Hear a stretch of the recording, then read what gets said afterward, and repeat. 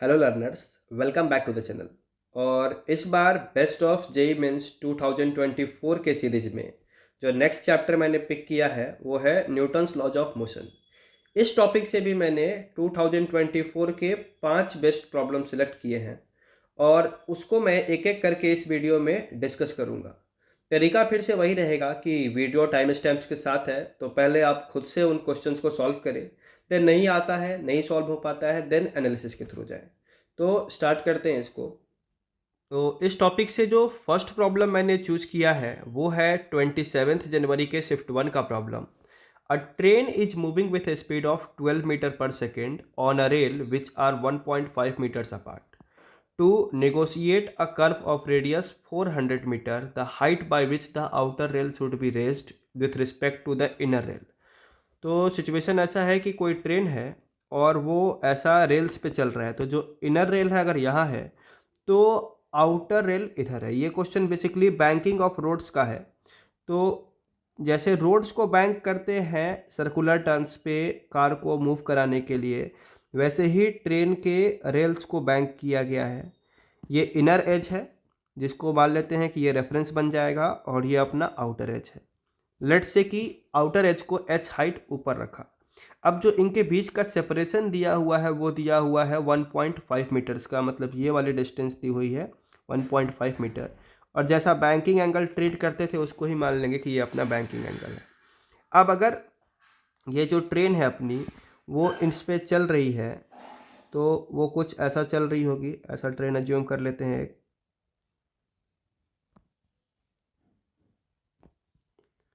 और इस पे जो फोर्स लग रहे होंगे वो कुछ ऐसे होंगे कि सबसे पहले तो नीचे की ओर लगेगा अपना mg का फोर्स। इसके अलावा इस सरफेस से परपेंडिकुलर डायरेक्शन में लगेगा नॉर्मल रिएक्शन फोर्स। और साथ ही साथ अभी सर्कुलर मोशन हो रहा है, तो अगर ट्रेन के फ्रेम में बैठे के देखें तो एक सेंट्रीफ्यूगल फोर्स बाहर की ओर दिखाई देगा mv² का। अब अगर इन सारे फोर्सेस को बैलेंस करना चाहें तो हम अपना पहले एक बार थोड़ा एंगल डिसाइड कर लेते हैं। तो ये एंगल थीटा है तो ये वाला एंगल वापस थीटा बन जाएगा, और इसको नीचे लेकर के आए तो ये वाला एंगल थीटा बन जाएगा। अब अगर ये बैलेंस्ड रहता है मतलब along the incline net force balance होना चाहिए। तो अलोंग द इंक्लाइन अगर नेट फोर्स को बैलेंस करते हैं तो नीचे की तरफ आ जाएगा इंक्लाइन में mg साइन थीटा, और ऊपर की तरफ आ जाएगा mv²/r कॉस थीटा। m से m का टर्म कैंसिल कर लेते हैं, थीटा वाले टर्म से एक तरफ कलेक्ट करेंगे तो sine theta divided by cos theta equals to v²/gr। Sine theta by cos theta बन जाएगा tan theta, that is v²/gr। अब यहाँ पे देखिए तो मैं इस ट्रायंगल में टेन थीटा लिख सकता हूँ perpendicular, that is h by base 1.5 metres. तो इन दोनों को इधर मिला लेते हैं, h divided by 1.5 metre equals to speed दिया हुआ है अपने पास 12 मीटर पर सेकंड का, तो यहाँ रख दिया 12 का स्क्वायर। g की वैल्यू आई थिंक 10 दी होगी और r दिया हुआ है 400, तो यहाँ पे रख दिया 10 एंड दिस इज 400। तो इसको आगे सॉल्व करते हैं तो 12 का स्क्वायर कर लेंगे तो ये हो जाएगा 144 डिवाइडेड बाई 10 डिवाइडेड बाई 400। 4 से कर दिया तो ये हो जाएगा 36 डिवाइडेड बाई 100। अब यहाँ पे हाइट निकालना है तो यहाँ हो जाएगा 36/10 divided by 100 into 1.5 metres. Answer अपना शायद सेंटीमीटर में दे रहा है तो 100 से मल्टीप्लाई करें तो ये बन जाएगा 36 इंटू 1.5 डिवाइडेड बाई 10 सेंटीमीटर। यहाँ से हटा लेते हैं, नीचे आ जाएगा 10, 5 3 टाइम्स में, ये हो जाएगा 2 टाइम्स में, और ये 2 से 18, तो 18 इंटू 3 हो जाएगा अपना 54 divided by 10 centimetre, that is 5.4 centimetre.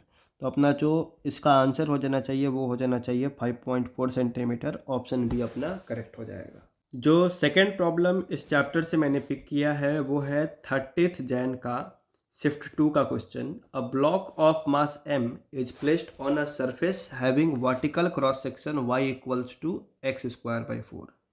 If coefficient of friction is 0.5, the maximum height above the ground at which block can be placed without slipping. मतलब हमारे पास कुछ इस शेप का एक सरफेस है जिसकी इक्वेशन दी हुई है y equals to x square by 4। अब यहाँ पे हम अगर एक्सिस बना लें तो ये अपना हो जाएगा एक्स वाई एक्सिस और ये अपना हो जाएगा एक्स एक्सिस।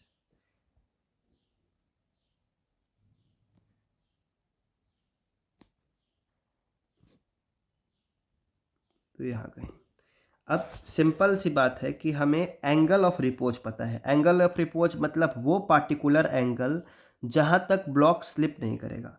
तो हम देखेंगे अगर मैं एक ब्लॉक को धीरे धीरे ऊपर मूव करूँ तो जो एंगल बनने वाला है इंक्लिनेशन का वो धीरे धीरे क्या होता जाएगा, बढ़ता जाएगा। और बढ़ते बढ़ते जब वो एंगल ऑफ रिपोज के बराबर होगा उस पॉइंट पे ब्लॉक क्या कर जाएगा, अपना स्लिप कर जाएगा। तो हम सीधे ब्लॉक को अज्यूम करते हैं एक पॉइंट पे जहाँ पे ये एंगल ऑफ रिपोज पे ही हो। तो इस ब्लॉक को हम उठा के ऊपर ले गए या फिर हम नया बना लेते हैं एक ब्लॉक कि यहाँ कहीं अपना ये ब्लॉक है और ये किस पॉइंट पे है, तो ये एंगल ऑफ रिपोज वाले पॉइंट पे है। मतलब इस पॉइंट पे जो एंगल ऑफ इंक्लिनेशन होगा, मतलब ये जो टेंजेंट होगा इस सरफेस का, वो पार्टिकुलरली किस एंगल पे होगा, एंगल ऑफ रिपोज वाले एंगल पे होगा। ये एंगल हो जाएगा थीटा आर। अब इस पॉइंट पे ये अगर स्लिप कर पा रहा है तो यहाँ पे जो डिस्टेंस ले लेंगे वो डिस्टेंस हम ले लेंगे कि इस पॉइंट की हो जाएगी x और ये जो हाइट हो जाएगी ये हाइट हो जाएगी y। अब हमें y बेसिकली निकालना है कि किस x पे ये क्या कर गया होगा, स्लिप कर गया होगा। तो अगर ये थीटा है और टेंजेंट ने एंगल थीटा बनाया है, मतलब इस पॉइंट पे जो हम स्लोप लिख पाएंगे वो स्लोप लिख पाएंगे tan थीटा आर। और सेम स्लोप को लिखने का एक और तरीका है कि हम क्या निकाल दें, उस पार्टिकुलर पॉइंट पे dy अपॉन डी एक्स निकाल दें। अगर dy अपॉन डी एक्स निकाल देते हैं तो ये हो जाएगा x का स्क्वायर डिवाइडेड बाई 4 का डिफ्रेंसीशन। तो 1/4 तो बाहर आ जाएगा और x स्क्वायर का डिफ्रेंसीशन 2x हो जाएगा। इसका स्लोप आ जाएगा x/2। अब जहाँ पे भी ये आया होगा स्लोप tan थीटा आर, तो हम लिख पाएंगे tan theta r equals to x/2। Also we know कि एंगल ऑफ रिपोज अगर हम बात कर रहे हैं tan थीटा आर तो वो बराबर होता है म्यू एस के, जो अपने पास म्यू एस दिया हुआ है कहीं पे 0.5। तो हम इसको लिख सकते हैं mu S equals to x/2। तो x equals to 2 time mu s और ये म्यू एस दिया हुआ है 0.5। मतलब जहाँ पे भी ये हुआ होगा वहाँ पे x की वैल्यू रही होगी 1। अब बेसिकली y निकालना है तो here y equals to x square by 4 that is 1 का स्क्वायर डिवाइडेड बाई 4 मीटर कर दें। तो 1/4 मीटर दैट इज 0.25 मीटर। अगर सेंटीमीटर्स में देगा तो ये 25 सेंटीमीटर के हाइट तक जाएगा। तो मीटर में ये बेसिकली 1/4 मीटर के टर्म में ही चीज़ें चल रही हैं, तो उतना करने की ज़रूरत नहीं थी। फर्स्ट ऑप्शन अपना करेक्ट है। इस चैप्टर से जो नेक्स्ट प्रॉब्लम मैंने चूज किया है वो है 31 जनवरी के शिफ्ट 1 का क्वेश्चन। एक क्वेश्चन ऐसा है कि in the given arrangement a doubly inclined plane 2 blocks of masses capital N and small m are placed. The blocks are connected by a light string passing over an ideal pulley as shown. The coefficient of friction between the surface and the plane surface of the plane and block is 0.25. The value of m for which capital M equals to 10 kg will move down with an acceleration 2 metre per second square. बाकी angles की value हमको बताई गई है। तो सबसे पहले हम एफ बी डी ड्रॉ करने की कोशिश करते हैं। तो यहीं पे एफ बी डी ड्रॉ कर लेते हैं हम। तो अगर मैं कैपिटल एम वाले ब्लॉक की बात करूं तो इस पे नीचे की ओर फोर्स लग रहा होगा, या बेटर होगा मैं कंपोनेंट्स में बनाऊं तो समझ सकते हैं कि एम जी है तो इधर आएगा एम जी कॉस 53, इस तरफ आएगा नॉर्मल, इधर आएगा एम जी साइन 53। इस तरफ टेंशन का फोर्स और साथ ही इधर की ओर काइनेटिक फ्रिक्शन का फोर्स। तो इन चीज़ों को हम कैलकुलेट करने की कोशिश करेंगे। यहाँ से नीचे ले चलते हैं, बाकी चीज़ें वहीं कैलकुलेट कर लेंगे। तो सबसे पहले mg sin 53 की बात करें तो ये हो जाएगा m का वैल्यू 10, g का वैल्यू भी 10 और cos 53 अपना हो जाएगा 3/5। तो ये कुछ आ जाएगा 5 से 2 टाइम्स में 60 न्यूटन का। और ये जो mg sin 53 है वो हो जाएगा 10 इंटू 10 इंटू 4/5 दैट इज 80। तो अपने पास फोर्स आ गए हैं इधर 10 और इधर 80। तो यहाँ से हम इक्वेशन लिख पाएंगे, इसको नॉर्मल बोल देते हैं 1। तो N1 हो जाएगा 60 न्यूटन का। अब यहाँ से सबसे पहले हम निकालते हैं कि काइनेटिक फ्रिक्शन कितना। तो this will be mu into N1। Mu की वैल्यू दी हुई है इसमें 0.25। तो 0.25 into 60 newton equals to 15 newton हो जाएगा। अब बोला है कि नीचे की ओर एक्सेलरेट करना चाहिए a equals to 2 metre per second square से। तो इस पे जब हम इक्वेशन लिखेंगे तो लिख पाएंगे जो नेट फोर्स है वो नीचे की ओर है mg sin theta that is 80 minus tension minus F of k1। अब नेट फोर्स लिखा जाएगा capital M into a equals to 80 minus T minus 15। Mass दिया हुआ है 10, एक्सेलरेशन दिया हुआ है 2। तो ये हो जाएगा 80 माइनस टी माइनस 15। तो टेंशन को इस तरह भेज देते हैं। तो टेंशन इधर आकर के प्लस हो जाएगा, इधर बचेगा 80 माइनस 15 और यहाँ से 20 इधर जाएगा माइनस में। तो ये हो जाएगा 45 न्यूटन। तो बेसिकली जो स्ट्रिंग्स में टेंशन आएगा वो अपने पास आ गया है 45 न्यूटन का। अब सेकंड वाले ब्लॉक को यूज करेंगे और वहाँ से स्मॉल m की वैल्यू कैलकुलेट करेंगे। तो इसका एफबीडी अगर ड्रॉ करें तो इस पे इस तरफ लग रहा होगा स्मॉल mg cos 37 डिग्री, इधर लग रहा होगा स्मॉल mg sin 37 डिग्री, इधर नॉर्मल लग रहा होगा जिसको N2 बोल देंगे, ऊपर की ओर टेंशन लग रहा होगा और साथ ही अब ये ऊपर स्लाइड करेगा तो नीचे की तरफ फ्रिक्शन लगेगा Fk2। इसको भी नीचे ले चल करके इक्वेशंस को सॉल्व करते हैं। तो कॉपी कर लिया एंड देन यहाँ सॉल्व करते हैं इसको। तो सबसे पहले हमको क्या क्या पता है, तो हमें इस बार टेंशन पता है कि इसकी वैल्यू है 45। ये mg cos 37 यानी कि m इंटू 10 इंटू cos 37 अपना 4/5। तो ये हो जाएगा 8m और ये हो जाएगा m इंटू 10 इंटू साइन 37 3/5 यानी कि 6m।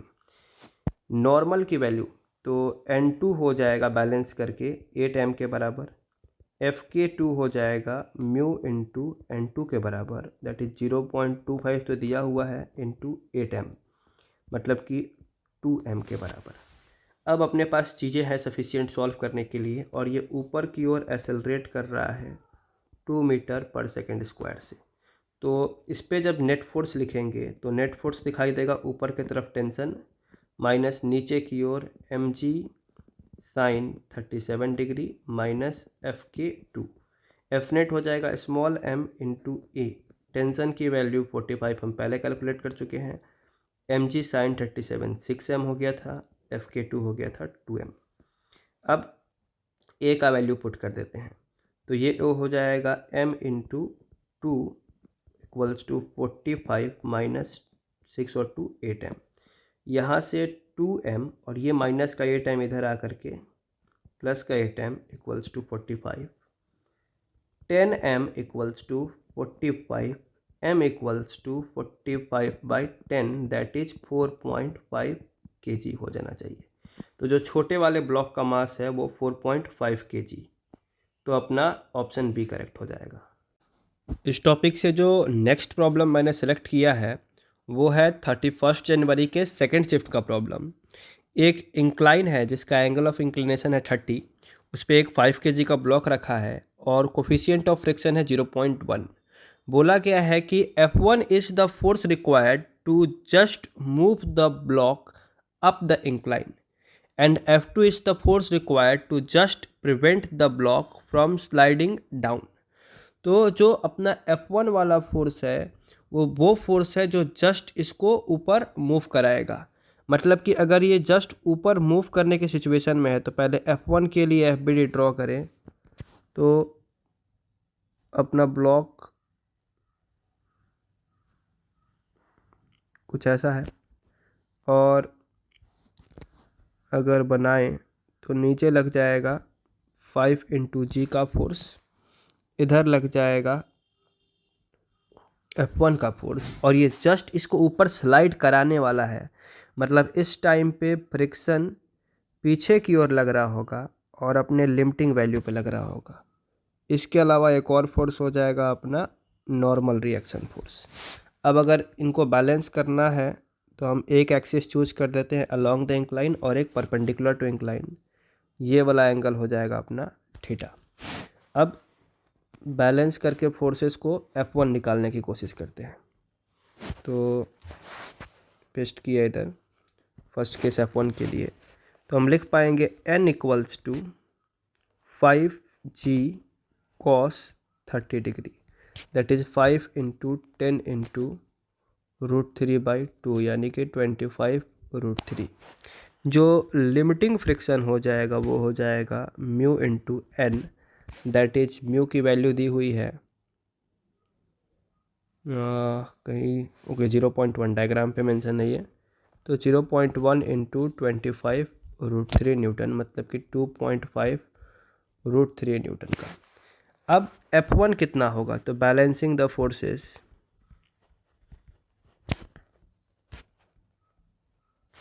We can write F1 = 5G sin 30 plus F limiting. तो अभी हम यहाँ पे रुक जाते हैं, सेकंड केस की बात करते हैं कि जो F2 वाला फोर्स है is the force required to just prevent the block from sliding down. तो अगर ये just prevent the block from sliding down वाला केस है, मतलब इस टाइम पे जो लिमिटिंग फ्रिक्शन है या जो फ्रिक्शन है वो पीछे की ओर लग रहा होगा, और अगर ये जस्ट प्रिवेंट कर रहा है मतलब लिमिटिंग वैल्यू पे लग रहा होगा। अब अगर देखें तो वापस से फोर्स बैलेंस करेंगे, तो इसको नीचे ले चलते हैं और इस केस में जो फोर्स है वो बेसिकली F1 नहीं होगा, ये F2 वाला फोर्स होगा, क्योंकि ये जस्ट स्लाइड डाउन करने से प्रिवेंट कर रहा है। तो फिर से फोर्स बैलेंस करें तो N की वही वैल्यू आएगी, F लिमिटिंग की वही वैल्यू आएगी, बस बैलेंस करने से हमें मिलेगा F2 + F limiting = 5G sin 30 degree, F2 = 5G sin 30 degree minus F limiting. तो ये अपना 1 था, ये अपना सेकंड इक्वेशन बन जाएगा और हमको निकालना है F1 - F2। तो अगर F1 - F2 निकालें तो अपने पास यहाँ से आ गया 5G sin 30 plus F limiting minus 5G sin 30 minus F limiting. तो यहाँ पे ये 5G sin 30 वाले टर्म्स कैंसिल, F लिमिटिंग और माइनस माइनस प्लस, मतलब कि 2 टाइम्स F लिमिटिंग। यहाँ कहीं F लिमिटिंग हम निकाल चुके हैं 2.5√3, तो 2 × 2.5√3 दैट इज 5√3 न्यूटन होना चाहिए। आंसर देखें तो ऑप्शन बी अपना करेक्ट हो जाएगा। इस टॉपिक से जो लास्ट प्रॉब्लम मैंने सेलेक्ट किया है वो है 8th अप्रैल के सेकेंड शिफ्ट का प्रॉब्लम। क्वेश्चन है कि a given object take n times the time to slide down 45 degree rough incline as it takes the time to slide down an incline perfectly smooth 45 degree inclined plane. The coefficient of kinetic friction between object and surface of incline. तो basically 2 part में इसको लेके चलेंगे। सबसे पहले हम लेके चलते हैं कि ये इंक्लाइन प्लेन है और एंगल ऑफ इंक्लिनेशन 45। इस पे एक ब्लॉक रख दिया, तो ऊपर से स्टार्ट करेंगे इस ब्लॉक को और मास हम अपना m ले लेते हैं, कोफिशिएंट ऑफ फ्रिक्शन म्यू ले लेंगे।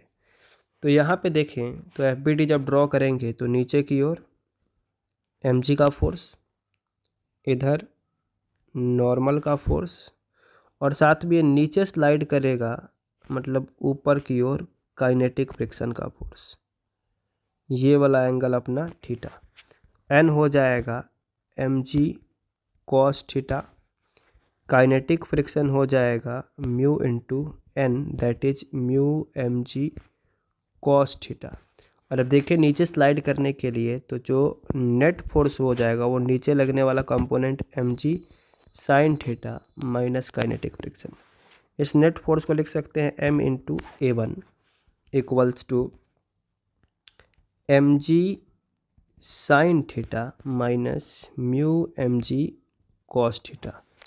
यहाँ से m की वैल्यू कट हो जाएगी और अपना जो A1 निकल के आएगा वो g कॉमन कर देते हैं, तो sine theta minus mu cos theta. और थीटा की वैल्यू 45 है तो इसको भी पुट करें तो sine 45 degree minus mu cos 45 degree. तो जो A1 निकल के आया अपने पास 1/√2 माइनस म्यू 1/√2, तो ये कुछ आ गया g/√2 म्यू माइनस 1 नहीं 1 माइनस म्यू। तो जो टाइम लगेगा, मान लेते हैं कि इंक्लाइन की लेंथ है l, तो जो टाइम लगेगा उसके लिए लिखेंगे s equals to ut plus half AT²। जो लेंथ है l, इनिशियल स्पीड 0 रहेगी, प्लस हाफ A1 T1²। तो बेसिकली हम लिख पाएंगे कि T1² equals to 2L/A1। This is the first equation. अब सेकंड वाले पे चलते हैं। तो सेकंड वाले केस में इसने बोला है कि जो इंक्लाइन है वो स्मूथ है, तो स्मूथ इंक्लाइन होगा। तो फिर से इसको ले चलते हैं कॉपी करके, और ये स्मूथ है तो फ्रिक्शन नहीं होगा इधर अपने पास। सिंपल FBD जब बनेगा तो नीचे की ओर mg का फोर्स, ऊपर की ओर नॉर्मल का फोर्स, और ये वाला एंगल अपना थीटा। तो सिंपली यहाँ जो नेट फोर्स होगा उसमें कोई फ्रिक्शन नहीं है, तो बस और बस mg sin थीटा हो जाएगा। इसको लिखेंगे m into A2 equals to mg, angle है अपना 45 तो sin 45 कर देते हैं। मास से मास का टर्म कैंसिल हो जाएगा और A2 का जो टर्म आ जाएगा वो आ जाएगा g/√2। फिर से लेंथ अगर l है तो फिर इक्वेशन बनेगा s equals to ut plus half AT²। तो लेंथ l, इनिशियल स्पीड 0 थी, हाफ एक्सेलरेशन अपना हो जाएगा A2 इंटू T2 का स्क्वायर। अब हम T2² को लिख सकते हैं 2L/A2। बेसिकली रेशियो ले लेते हैं फर्स्ट और सेकंड इक्वेशन का। तो अगर हम ऐसा करें कि T1/T2 कर दे या 1/2 कर दे, तो T1²/T2² equals to 2L/A1 upon 2L/A2। 2L का टर्म दोनों में कॉमन था, ये बेसिकली आ जाएगा A2/A1। A2 की वैल्यू निकली थी अपने पास g/√2 और A1 की वैल्यू निकली हुई है g/√2 1 माइनस म्यू। तो फिर से ऊपर में ये g/2 का टर्म जो है, ये पूरा टर्म और ये पूरा टर्म कैंसिल हुआ, अपने पास बच गया T1²/T2² equals to 1/1 minus mu. जैसा क्वेश्चन में बताया गया है कि यहाँ पे जो रफ इंक्लाइन पे लगने वाला टाइम है वो n टाइम्स है स्मूथ सरफेस पे लगने वाले टाइम्स पे, मतलब T1 equals to n times T2। तो हम लिख पाएंगे T1/T2 equals to n। Same चीज़ को हम ऊपर के इक्वेशन में यूज कर ले तो T1/T2 बन जाएगा n, n का स्क्वायर कर दिया, 1 माइनस म्यू। यहाँ से लिख पाएंगे 1 माइनस म्यू, क्रॉस मल्टीप्लाई किया 1 upon n square, mu equals to 1 minus 1 upon n square. तो यहाँ जो अपना करेक्ट हो जाएगा वो हो जाएगा ऑप्शन नंबर सी।